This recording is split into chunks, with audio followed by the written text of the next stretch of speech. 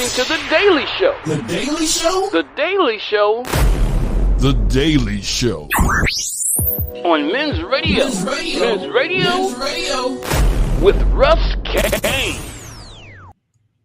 And just like that, he's back. Not half pop because, all right, out of Unit 1 into Unit 2. And how little but... Hi,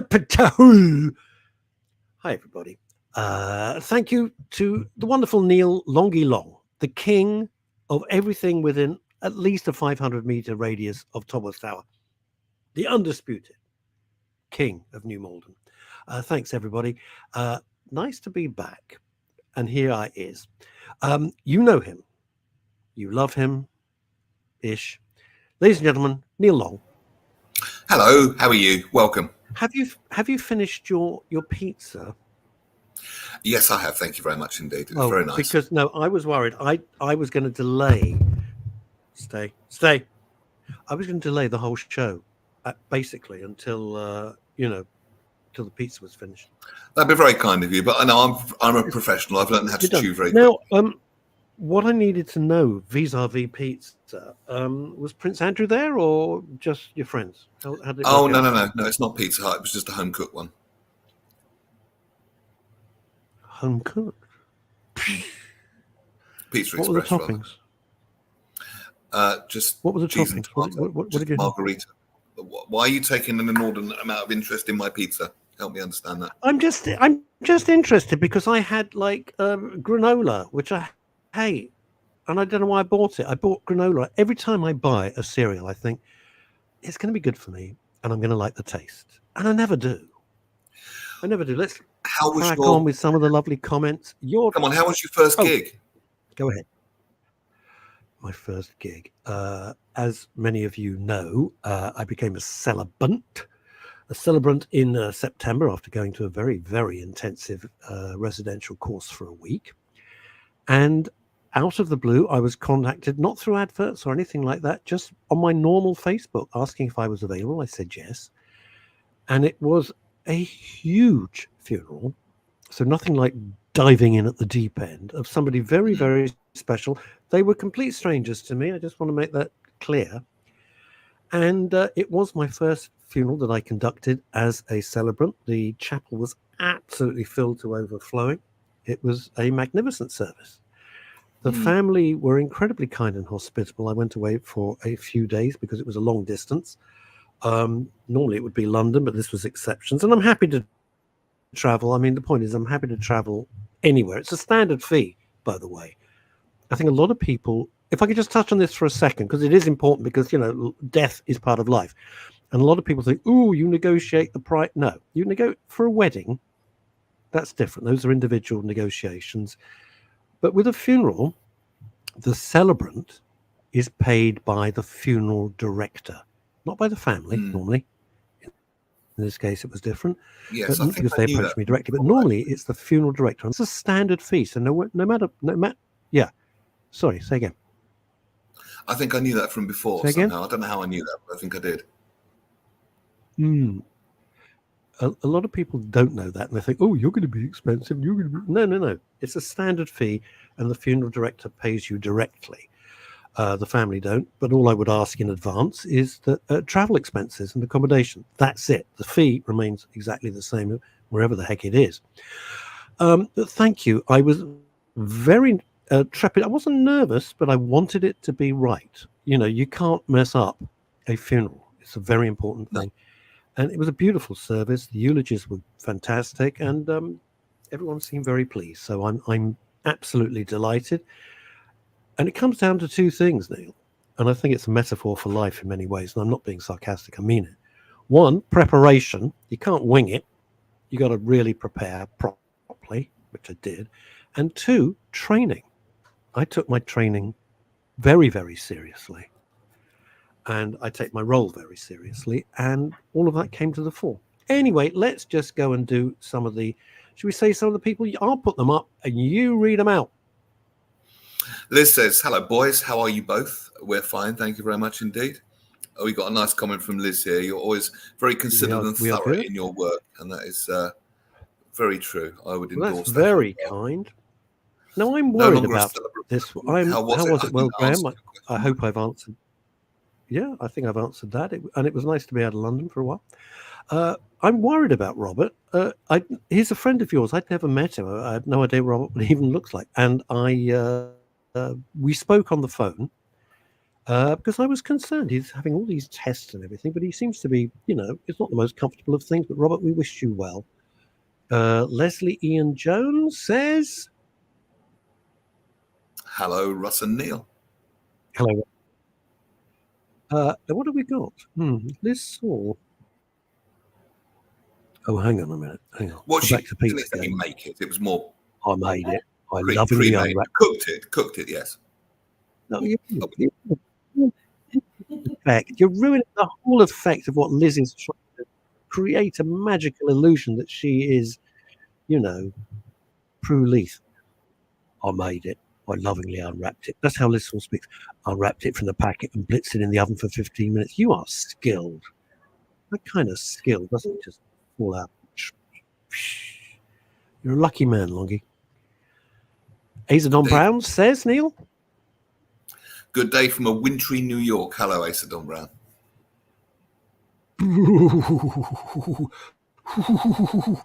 And when it's winter in New York, boy, oh boy, I used to live there. Freezing. Sue Sleet, normally in Fife, says, bring it up, love. Could be a Cortina. Morning, guys. Listening from Kent today. And then we dash back to New York. Wish you well, Robert, says Elizabeth Green. All the love is coming in for RVB. What is this? Boyer J. Farah. Hello. I hope you... What is this? I hope you get to read my NAACP book at your bookstores in the UK. Okay. Where are you, Boyer? Where are you in the world? And what is, excuse my ignorance, what is NAACP? CP, yeah. Boyer, send us some messages. We don't quite know what this is, but we'd like to because it sounds good. And Robert Van Buren says, thank you. Well, we're a family here. Now, I'm very excited about our guests. They'll be on around 12:30, 12:35. Did I tell you who's coming on?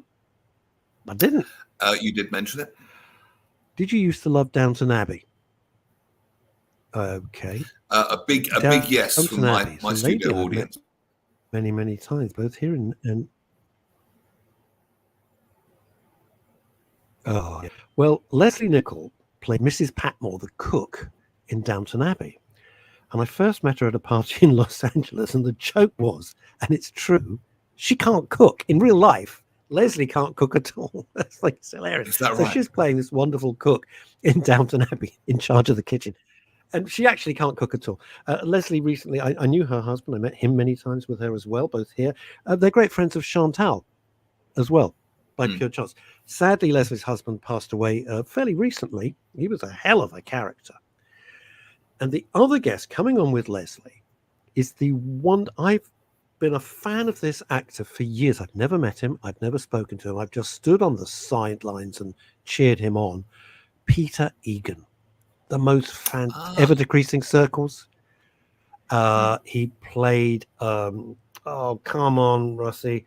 He was the father in Unforgotten to the detective. He's just the most brilliant actor. They're here. I wouldn't normally do this, but I think it's important in a cruel, nasty world to talk about cruelty to bears.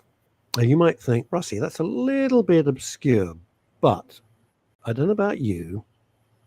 You don't have any pets, but I have Ebony the Mini Schnauzer. I think everybody on the planet knows.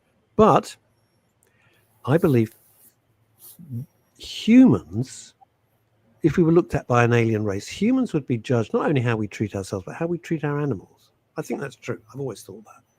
How we treat our animals and how a person treats an animal, I think, reflects on them. Do you agree with that, or do you think it's rubbish? What do you think? Yes, it might be the other way around. How we treat ourselves is how we treat everything. But yes. Liz Saul says, I love Ever Decreasing Circles as a child. He was in Downton Abbey too, yeah. And Elizabeth Green in New York City says Ever Decreasing Circles was brilliant. And Asadon Brown over in New York State says absolutely. Anyway, it's called The Bare Necessities. I'm going to let them tell us all about it. But I thought, animal cruelty what kind of person is cruel to animals? I'm not a tree hugger. Anybody who knows me, I'm really not. But what kind of mental attitude do you have if you're cruel to animals? Do you know, when I'm walking down the street and I see someone ignoring the dog and they're dragging it, and you see its little feet are being dragged along, I want to go up and just go, Jesus, why are you a dog owner? What's the matter with you? You know, take your face out your phone. I saw this yesterday. I was traveling at a tube. I think I saw it at Paddington Station or somewhere. There was a little bear with a hat and eating marmalade. Now, and there was this woman, and she's on her phone, right? And she's got a little small dog, and she's dragging it by the neck, and the dog's standing still, and it's just sliding, and she's oblivious to it. And I really wanted to go up and say, "Hey, what the hell do you think you're doing? Stop!" I thought, oh. You know, these days I'll get done for something or other, so I didn't bother. I have a question for you, Neil Long. Try me. It's a serious question. It happened to me on the train coming back, and I'm just curious how people. You know, I think everybody is so on a hair trigger these days. I really do believe that. Somebody on the train, one of the officials on the train, was so aggressive to me. So aggressive. And I tried to do, and I'm not blowing smoke up your ass, I'm being serious, my Neil Long NLP, I thought, I'm not falling into this trap.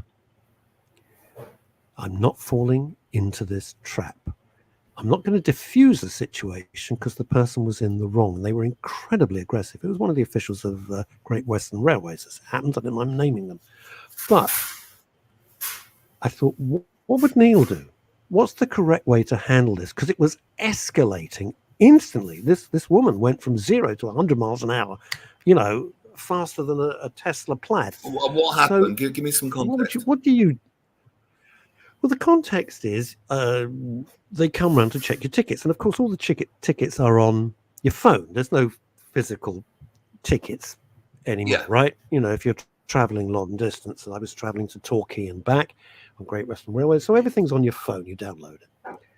So going there, absolutely, you know, the train was rubbish, but instead of 9 carriages, there were 5 carriages. So you're sitting there trying to mind your own business, and people eating crisps 2 inches from your ear as they're standing up. That was a bore. But coming back, it was fine, seat and everything.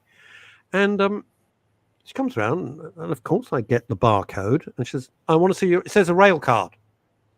I went, "Yeah, I want to see it." And I went, "Well, I haven't got it because there's no physical rail card. I have a particular rail card because I'm 102 years old, which gives you the discount. And of course, it's not a physical thing. They used to have something so you get your wallet and show them the card, but it's all hang on. They were online. Aggressive towards you. Well, I don't know. Not so else. You're refusing. Oh, completely. No, me. Oh, right. No, me. Oh, I thought I've got to see the rail card. I said, Sorry. "Well, I don't have it." No. It was all directed at me. It's not a big deal. I'm not trying. This wasn't exactly a crisis. I'm just fascinated from the state of mental health, which is what we're all about. How people go. You know, she just kicked off being aggressive, and I said, "There isn't a physical card." "Well, where is it?" I said, "Well, I don't know." No, I literally at that point didn't realize it was part of my train line sort of package that was on my phone. I didn't realize that. So you've just said you're refusing to show me your card. This is where it gets interesting. This is where language starts. And I thought, oh, this is really interesting. An interesting way to ramp up an argument. I said, "Excuse me." I said, "Your language is really very interesting." "Oh, is it?" I said, "Yes." I said, "I haven't refused to show you my..." "You've just refused." I said, "I haven't refused to show you my card." "Well, I'm going to have to charge you the..." I said, "You're not charging me anything. You're not charging me a penny." Well, and then she started. I said, "Look, I'm not refusing." I said, "I don't know where it is. You know, it's somewhere, but I don't know. It's in the ether. I can try and find it." Anyway, she would not go away, and I wasn't going to back down. But I was just thinking, I'm not going to allow incorrect language. And what fascinated me, Neil, and this is your area much more than mine, the twisting of words, the instantaneous twisting of what I'd said, because I hadn't said that. Does that make sense or not? You with me? Yeah.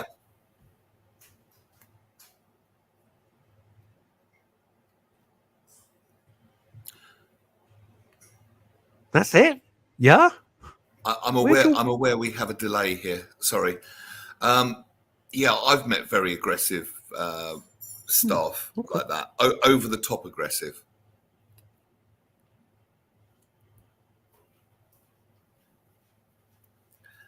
Animal cruelty. I was just obviously Sonic's distracting you, so I'll let you whatever it is. No, it wasn't that. Sorry, there was a noise in the background. Sorry, and I didn't quite hear the last bit of it. But I was saying I have met some very aggressive, unnecessarily so. I suppose if they spend all the time dealing with obnoxious drunk people, that when someone isn't obnoxious or drunk, they, when you've only got a hammer, every problem looks like a nail. Maybe I love that. I saw that.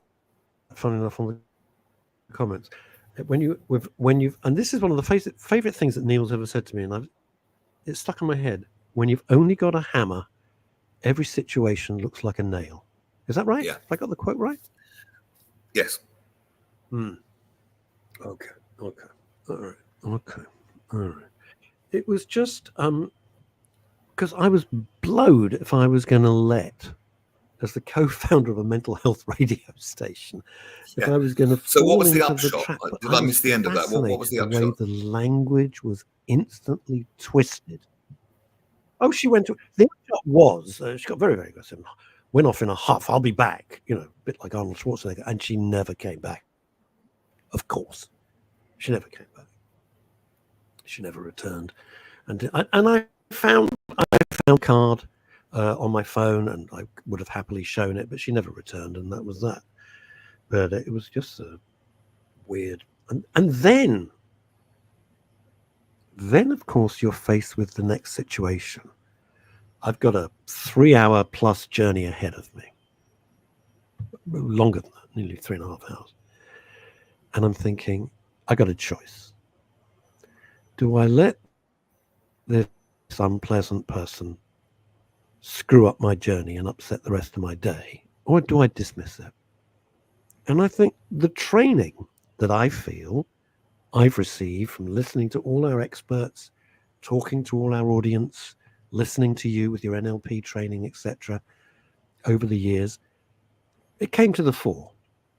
And I thought, no, I'm not going to let someone rude ruin my day. I'm just going to dismiss it and treat it with the derision that it deserved. But I had that choice, which we're always faced with, aren't we? Which I think is really... What would you have done? Yes.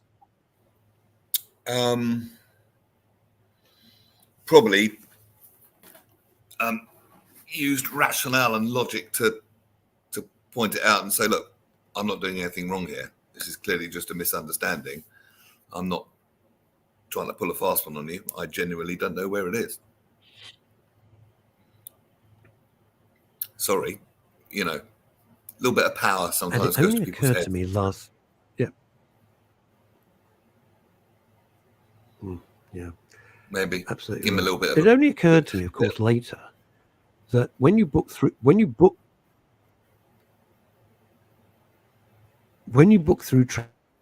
train line, and then they said, do you have a rail card? Well, unless they know you've got a rail card and they've seen it and they've got a note of it on your file, they're not going to give you the discounted price. Obviously, that's stupid.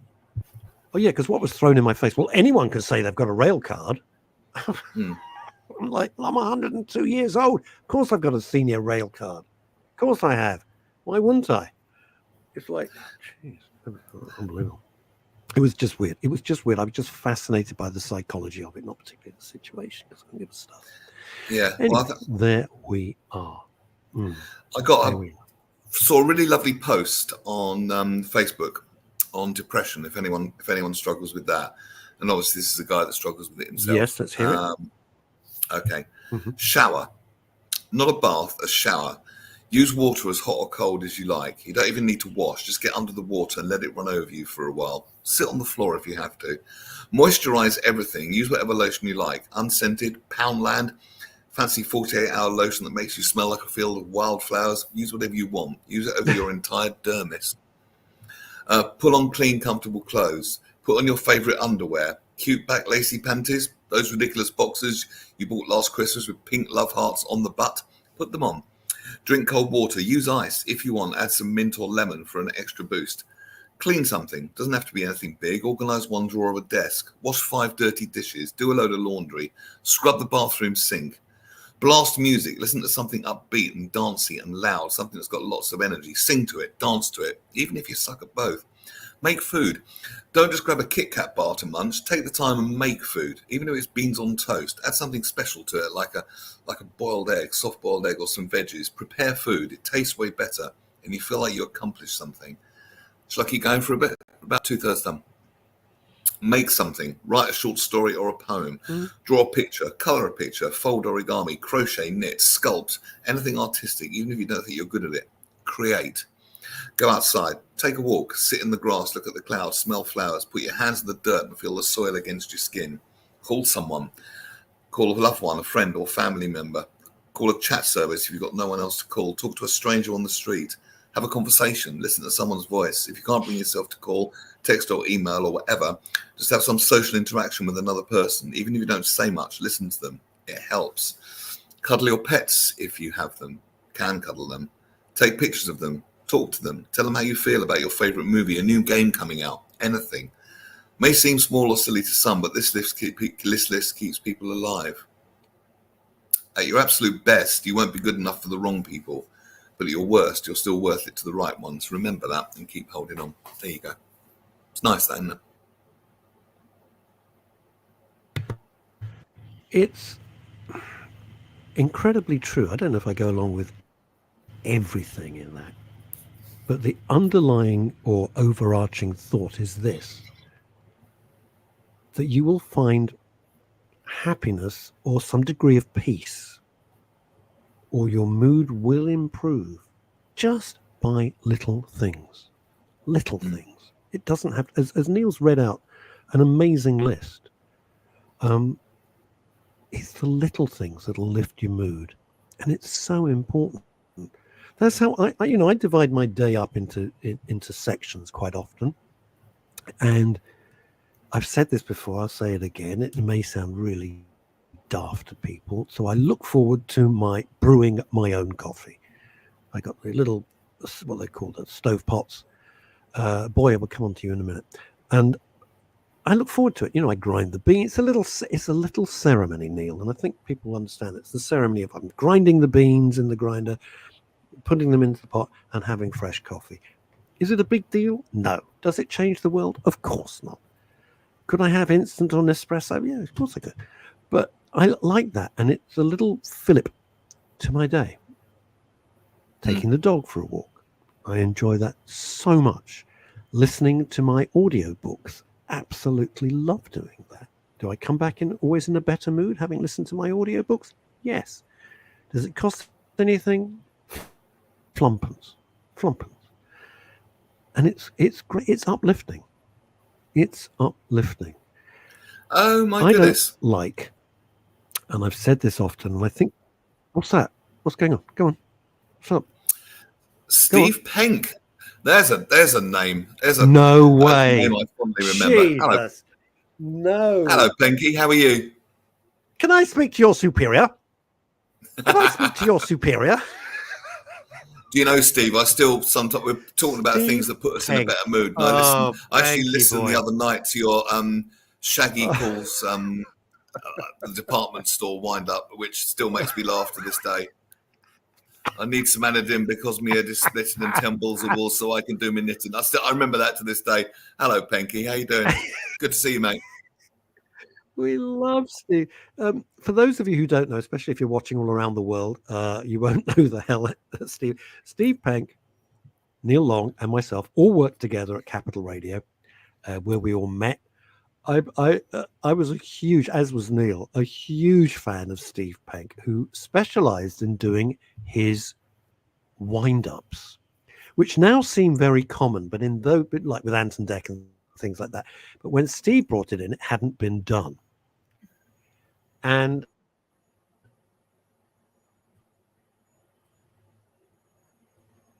they would make me cry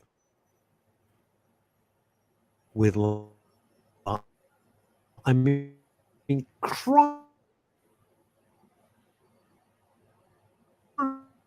more furious. And then eventually the penny would drop that it was Steve Pank on the line. Oh, and they'd just melt. It was, how lovely that you're there, Panky boy. Never felt to get a reaction though. Far too long. It was the little it was the what? Go on. So we've got what? Blimmin' delay this morning. It was the little insults that made me laugh. It was like, so what are you talking about, turkey neck? Or come on, Grandad, I'm just trying to help you. Just little things like just little things like that. And of course they would go absolutely mental. Absolutely fantastic. When Pank did something like, he had this slightly northern accent, so he'd just slip in a little insult, but he'd carry on like he'd said nothing. And if the person said, "What did you say?" Nothing. I didn't say anything. I'm trying to help you. The audience are like getting it. And I'm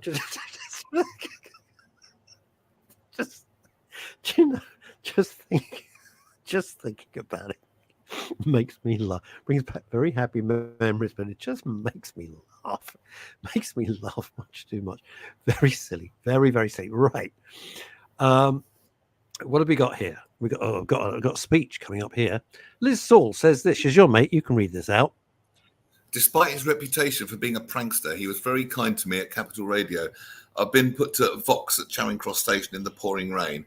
Came in, he was at his desk preparing his show, and instead of making a sarcastic comment, he asked if I was okay and offered to make me a cup of tea. Yes, I remember Steve being very kind as well, actually. You're getting a lot of love today, Steve. I hope you're doing okay, Steve. He's a very nice I guy. hope you're well. He's a he's a lovely. I love yeah, you. We love you too, man. We love you, man. The interesting thing, and I'm not going to mention any names, but it happened over the weekend when I was away for this funeral, and there was a national treasure. I'm going to be very careful with my words. Well, it's national treasure. I was at a dinner party, and someone who never swears started talking about this national treasure. I thought, can't be the same person. They're lovely. And this person, who I'm not even saying it was, said, "What a monster." And then in conversation over the weekend, by pure chance, none of the parties know each other, started to talk about this national treasure, who everything about it was a fake. Fooled me completely. Absolute fake persona, fake personality, a horrible, horrible human being in real life, but never let the public see it. And it's so often that the people you think, and Neil and I, God knows how many we've met, same with Chantal, particularly with the A-listers in Hollywood, the people you think are going to be horrible, absolutely charming and delightful. They're really nice. You meet them and you're thinking, well, this is going to be tough. It's not tough at all. They're nice people. And the people who are like, oh, the nation's favorite, oh, they're a national treasure, absolute bastards. It never fails to amaze me, even at this stage of my life, and experienced as I am. It just is like, oh, it's so disappointing. And I think it's disappointing because we have no one to look up to. I think that's what it comes from. We don't believe in anything anymore. So you want to think that somebody's nice. But they aren't. Right, what have we got here? This is coming in. I think you're in America, aren't you, Boyer J. Farah? Dismissing that rude person is the best way out of the misery that they want to share. Oh, yeah. Humans are super complicated and their beauty always lies in their complexity. Well, we need Boyer on the show, don't you think? Neil? We need this dude. That's a good way of thinking about it. Can we get him? Let's get him on the show. I mean, to be fair, maybe she was just having a bad day. I think we should. Maybe something bad had happened. Who knows? That's not my problem. Well, Neil, if I'm having a bad day, do I come on and start being rude? And it's a job. What is the job? To do X, Y, and Z. It's not to take it out on people. What have we got here? No, I'm not doing that one. Let's go back to here we go. This is lost Longie for a minute. Don't know where he's gone. There he is. He's disappeared. Boyer J. Farah is saying this. My book is here. It's from Simon and Schuster. Ooh, Simon and Schuster. Simon and Schuster was oddly enough related to the singer Carly Simon. Did you know that? Probably didn't. And the book is called America Made Me a Black Man. Okay, I'm intrigued. Boyer. I'm intrigued. America Made Me a Black Man. You can get it presumably on Amazon or wherever. I don't know. It's by Boyer J. Farah. Interesting. Okay. Interesting. I'm liking that. Do you know what's interesting? I've never... Oh. Can you hear me, Neil? Yep, loud and clear. Oh, great. Fantastic. I'll tell you what's very interesting. We like the shows to be sponsored, as you know, because that's our business model. And we have tried so hard to get into ethnic communities. Can I put it that? I don't know if I'm writing in for it's just they're just words. I'm trying to be descriptive. And it's amazing. No, not in my backyard. It's really interesting. I mean, the one thing that I've been trying to get for years now is a show dedicated to the gay community. I really want to have that. I want somebody to come on and just once a week, have an hour, twice a week, I don't care. Do you think they can find sponsorship? No, they can't. And I would have thought it would be the easiest thing because, as they call it, the pink pound, etc. You would think there are so many organizations always processing about, gay issues and gay matters, that they would jump at the chance of having a show. I'd be delighted. This is what I've wanted. I mean, we've even got the presenters lined up who were chomping at the bit to go to it. It's important. I'd love to have that. Can't get the sponsorship. And same for the black community, and same for the Indian community, etc. If I'm using the wrong terminology, get over it. It is what it is. You know what I mean. I'm not being rude. I think we all know what you mean. Explain. And I'm always fascinated. And when people say, well, it's quite white, it's quite Caucasian, I go, well, it's not for want of it's really not for want of trying. I would love that. It's my dream to get that off the ground, but no, they just won't. They just won't do it. It's interesting that I don't understand why. I don't understand why. We're saying here's an open door. Please walk through it and explain and talk. And it's not silly money either, is it? Would you like to read this from Mr. Paul Claridge? Oh yes, I dealt with a rude it's customer extremely last week. reasonable. Came into the shop, barged past other customers, and demanded to be served first.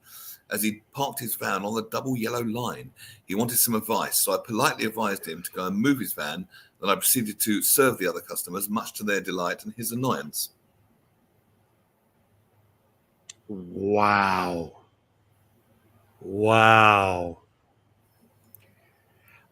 Yesterday I came off the train, left the train, and I came returned back by tube. And at every tube station they've got the automatic barriers. You put your ticket in, the doors up. You know what I mean? The doors open like saloon doors in a Western. And this guy ran and just smashed through the barriers. And I thought, what's the matter with you absolute dick? You're going to break the barriers. And he was on the phone. And he was very important. And he just smashed through them. He didn't put a ticket in or anything. He just used brute force. And I thought, oh, what's the matter with you? Graham, I am not putting that up. Don't be silly. Of course I'm not. You're absolutely right about the point that big corporates are into sponsoring, prides around the country. It is surprising. I honestly thought they would leap at the opportunity. Because for them, it's peanuts. For a major corporation or a brand or a chain of shops, it's absolute peanuts to them. It's not even what they spend on carrier bags in a month, I would have thought. And yeah, I've never understood it. But you can only offer to help people. If people don't want it, they don't want it. Oh, that's it. You can only offer. I am excited about our guests coming on. I've got to be honest. I am kind of excited about them. Oh, I meant to tell you, reading a book at the moment, and it's a chap that was, because I have a little side hustle, by the way, plug, of helping people get their podcasts online, and I edit them and make them all sound lovely. Yeah, you do. You're very good at it too. It's a job called, thank you, Be a Man. It's by someone called Chris Hemmings. Heard of him? Well, no. And it's a fantastic book because it's stuff that we talk about an awful lot, particularly for men's mental health. And he makes the whole case that the whole, I suppose, stereotyped alpha image that men are supposed to be like is actually damaging men, and has done for a while, damaging women, damaging society. And I'm only about a third of the way into the book, and it's absolutely fascinating, all the conditioning that we receive and what we feel we're supposed to be and have to live up to. And I've always felt this in my heart for many, many, many years, and it's just bearing out what I think. I've never been impressed by that. It's never felt true to me, anything kind of like that, I don't know. Nah, on the battlefield day in, day out, Longie, I'm with you.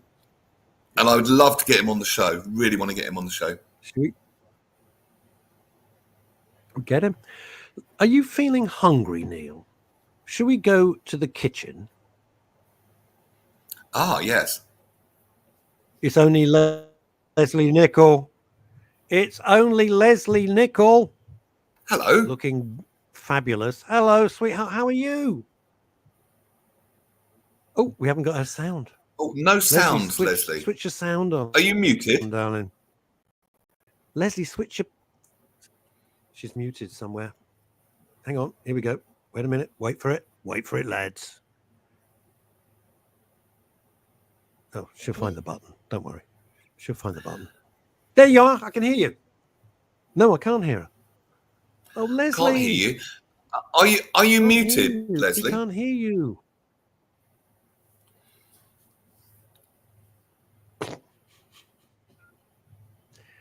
Those steak and kidney puddings are never going to be ready, are they?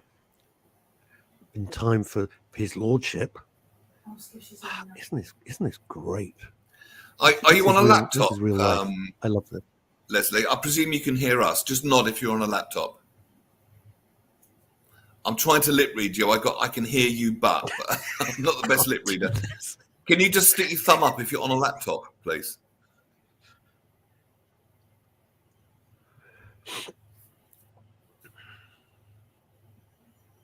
Oh, Lesley, there's a mute button somewhere along the line. You've hit a...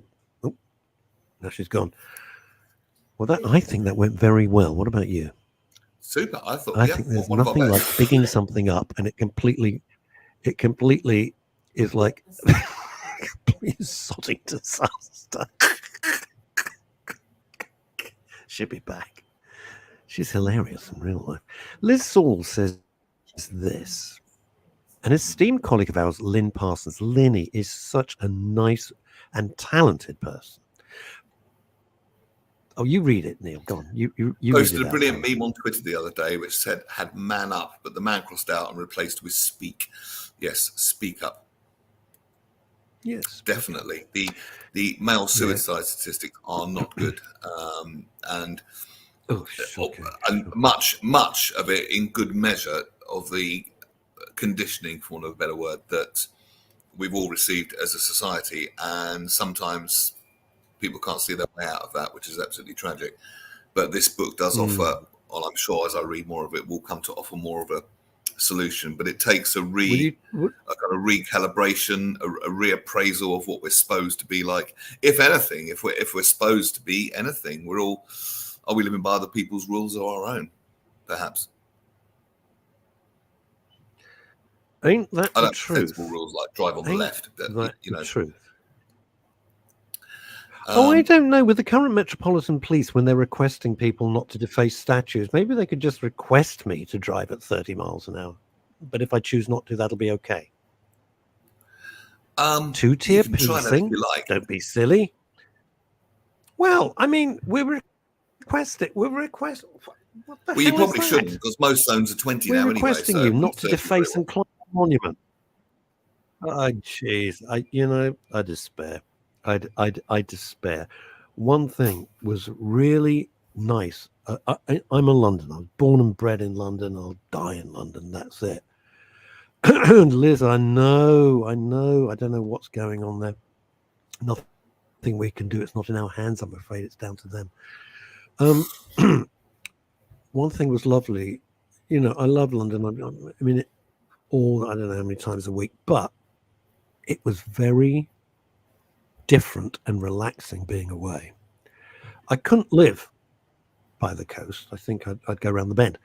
But the atmosphere, the light, that's what got me. Longie, you know, you were going through that list of things to cheer yourself up earlier in the show.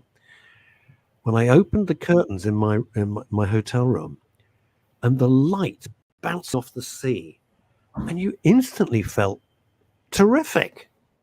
You instantly thought, this is marvelous. You know, even though I was concerned and I had a heavy burden to ensure went well. It was like when I used to be in Los Angeles. You open the curtains, you see the blue skies, and you go, yeah, it's doable. Let's bring it on. Let's bring it on. It was lovely. And the air smelt smashing. The air smelt really. I didn't have much time between lots of meetings and stuff as well.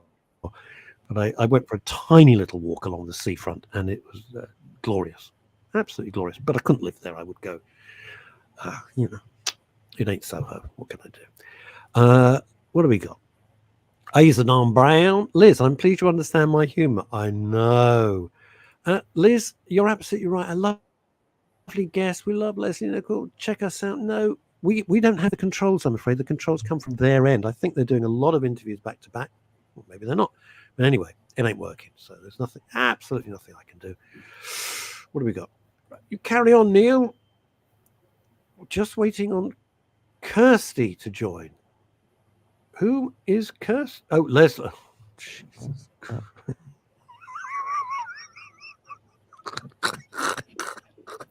It's all going so well today. This was great. Neil, this is right up yours. This is making me laugh. There's a company called Audio Production, right, which has nothing to do with us at all. They're putting the feed to us, right? And I said, just waiting for Kirsty to join. No, her name's Lesley. Jeez, come on. Okay. Right, we're going to try again. Sod this. I'm going in. Let's see if we could please hear the wonderful. Oh, please, come on. Let's go. Come on. Bring it on. Oh, well, can't get it to join either. Hello, but we can't hear you. You're still mute. There is a reason. There's some button that the producers have not pressed your end. Oh. Come on, Lesley, for the honor of Chantal Rickards, for the honor of Shirley Green. No, she's busy looking. Yes, they need Mr. Carson to sort it out. That would be bloody awful. I could either laugh or I could cry. I'm gonna just have to. Lesley, I don't know if you can hear me. Do you see a mute button on your screen? If you're on the laptop, at the bottom, there's a line of buttons. And do you see mute there on the bottom left? I don't know if you can see the same screen as me, because I've got control over it, as Russ has. And you may not, because you're a guest, but it could be that. Is there a mute on the bottom left? Mm-hmm. And if there is, do you want to click unmute? Mm-hmm.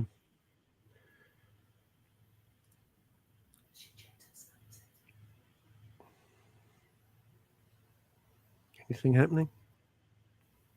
No. Come on, Lel. I think this is excellent radio. Excellent radio. It's one of the best we've done. I'm fairly convinced of that. This is one of the best shows.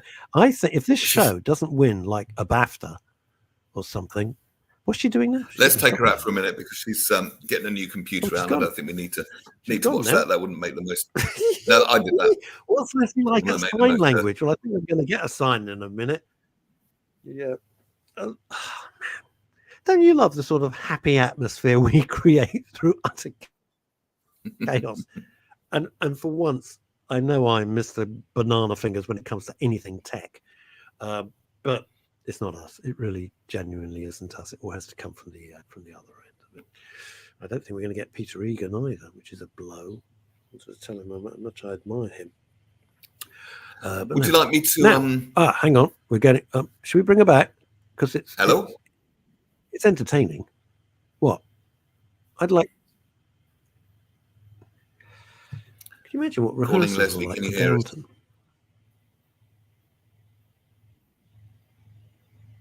There's lots of button pressing going on. I think she might be changing computer. There's a lot of button pressing. So would you like me to try and a lot of button pressing? Who wrote the book, anyway, Be a Man? I think it's really going to talk about. Oh yeah. Book the guy. Yeah. Surfing. Graham, has Steve Penn got hold of Lesley to wind you both up? I won't put it past him. Was that you, Penky? Bit of a coincidence. Appear on the show for the first time in this. Bit of a coincidence. Yeah. This show is nearly 5 years old. Steve Penk arrives for the first time, and our fabulous guest. This isn't horrible. It's like Anton Deck prank, isn't it? Ghastly. And I think this is the real answer. Maybe they need Mr. Carson to sort of. Would you like me to sort that out, my lord? All of that. What have we got going here? My mic says it's on. Only option is to mute. Lesley is on an iPad. Shall I try the laptop? Yes. Yes, please. Lesley. Laptop. And you were looking forward to this interview so much. Okay. I'm sure we can, if Lesley has the time, we can rebook. Jeopardy. Where's the mute button? What have we got here? We've got some. Paul Claridge. I think on days like this. On days like this, Russ. I think with the MRS. For Phil. Well, Phil is the busiest man in the world. He can't. He's producing huge shows. But yeah, I mean, there's nothing we can do. I'm so sorry. Anyway, there we are. Now we don't even have a picture. I'm taking this off.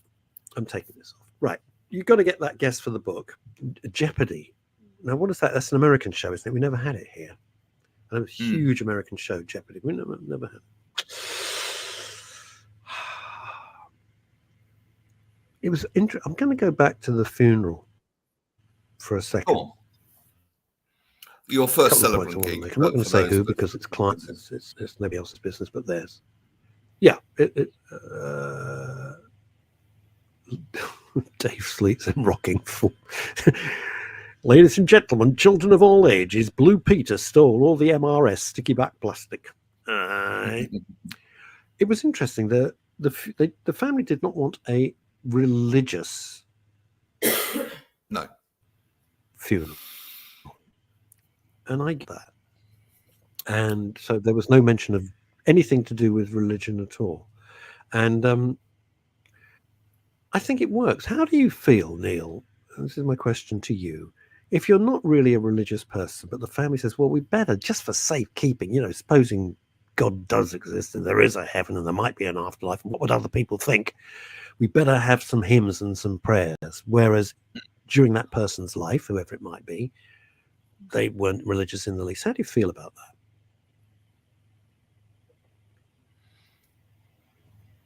How would I feel about that?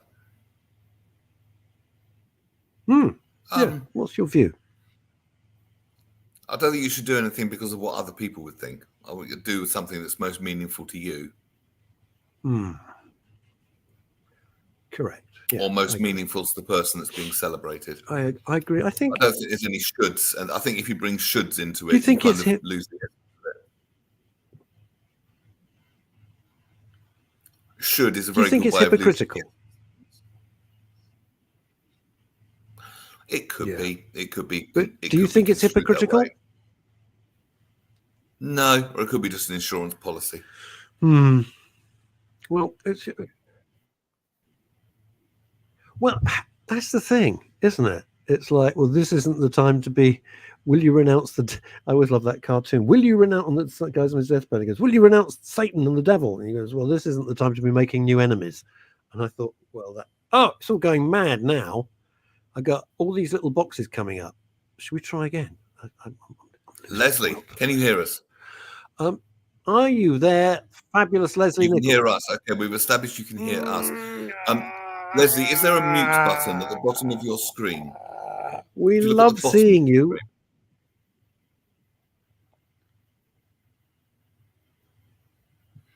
We're looking for a mute button at the bottom of your screen.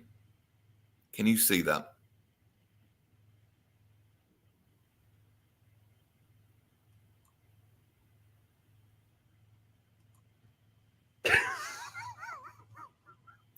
I think it's something to do with your sound settings, Lesley, and I don't think there's an awful lot we can do at this point. I'm sorry. I think it is. I think it is.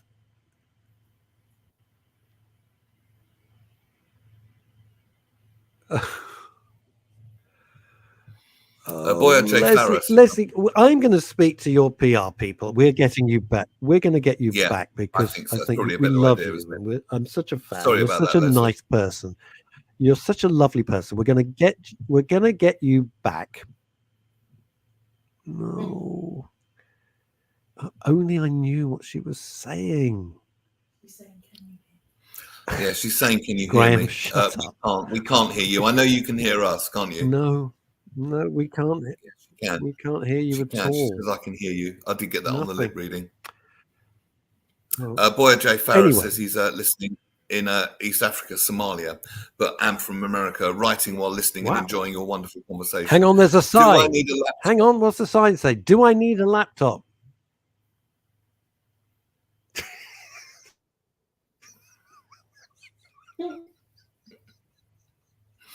Is that the Santa wish list? What's the next sign? Do I need a laptop? I'm on an iPad. Well, not necessarily. No, I've never done a radio show like this before, where someone's holding up. This is pretty unique. It's a bit of a first in my radio career. We'll get you back, Lesley. We'll get you back another point. We love her. We love Lesley Nichol. She's the best. She's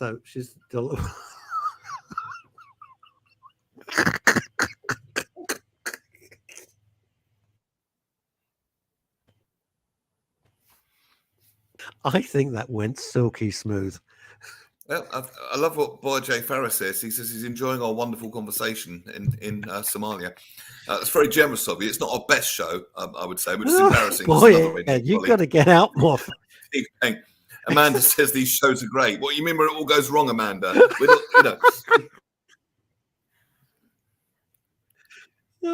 Hello, Amanda. Jesus Christ. If Steve Pank is watching this, he goes, "Oh, I must." Can you imagine if Steve Pank's watching for the first time again? "Oh, I'm just going to watch the show, see what it's like with the lads," and it's complete pants because it's not genuinely not. I'm not the first to say that I've effed up, but I really didn't.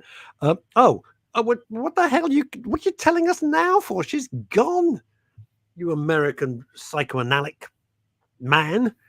He says, "By the way, I sign and I can read sign language." Well, it's a bit late to tell us now. Don Bloomin' Brown. Americans. Thank you, Amanda. I feel you're mocking us. That's very sweet. Yeah, thank you, Liz. Seamless. Absolutely. That's SEAM, by the way. Seamless. I think. Like Julie Voice is saying this. Julie Voice is saying, "Best show you." Yeah, all right, you lot, all right. We got it. We are taking a right kicking, and it's really funny. When you're looking forward to a guest, and I really wanted to talk about this whole situation where they're killing bears. You might think, "Oh, Jesus, I'm going to Tesco's. That's my biggest problem. I'm not going to encounter a bear." It's not the point, and so. Anyway, look, we'll get her back. She'll come back. which is so nice.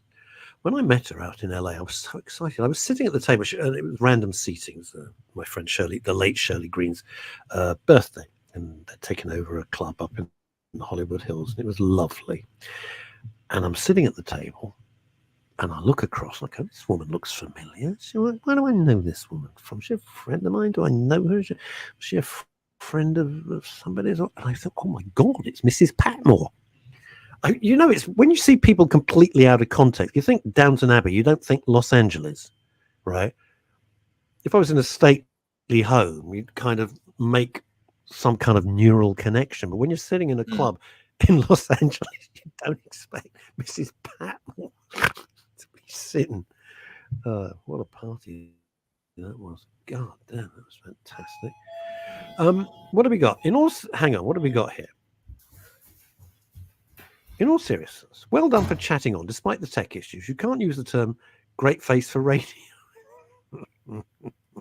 Yes. Not that I've ever heard that. This is a very Azadon Brown. Azadon Brown, this is a very important question. Oh, sorry, I got Christ's sake. Right, here we go. Did Lesley speak to you, or did you just pass notes? No, we actually spoke, for God's sake. But this is Graham Pack's important question, and it's to you, Azadon Brown. Asa, do you sign in English or in American? Completely different, obviously. Totally different. No, so weird. So blooming weird. Well, anyway, it's been an entertaining show. Yeah, I put me in a better mood because I'm off to the doctor for a range of tests. Yeah. I don't think you can. I don't know how you're going to top it. I do not know. I think this is the kind of show where something we both know, and that Steve would know as well, will go, in my office now. We need to talk about today's show. What? The phone would. I don't do that because it triggers you. But they wouldn't have waited for the show to end.